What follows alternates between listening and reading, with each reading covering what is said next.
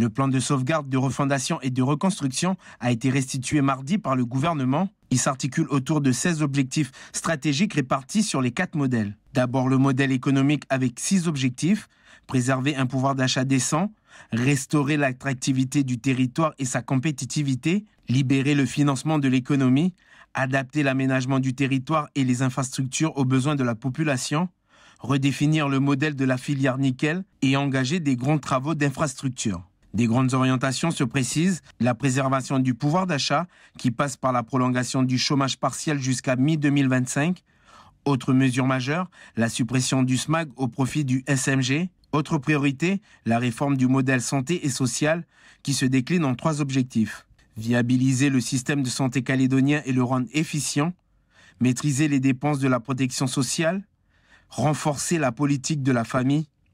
Les acteurs présents ont proposé au gouvernement de traiter dans l'urgence les besoins des professionnels de santé, le maintien du personnel soignant au pays et revoir également l'attractivité du territoire. Sur le long terme, l'objectif pour rendre efficient et maîtriser les dépenses, le plan envisage de mettre en place des outils comme une autorité de la régulation de la santé ou encore un observatoire de la santé.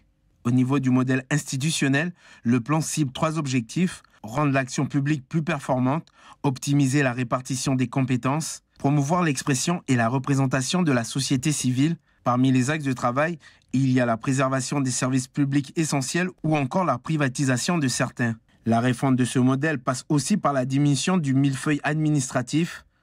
La refonte du modèle sociétal, quant à elle, a 4 objectifs. Construire une identité basée sur des valeurs et des pratiques communes et partagées, renforcées par un sentiment d'appartenance à la Nouvelle-Calédonie. Adapter l'éducation, la formation et l'insertion au contexte contemporain. Protéger et mettre en valeur les ressources naturelles. Prévenir et s'adapter au changement climatique. Un des sujets qui a généré beaucoup de débats, la place de la jeunesse au sein du plan. Selon les acteurs présents, elle n'est pas assez considérée. Dans ce projet de réforme du gouvernement prévu sur 3 ans, l'ensemble des acteurs en prônait la notion du vivre ensemble né des accords.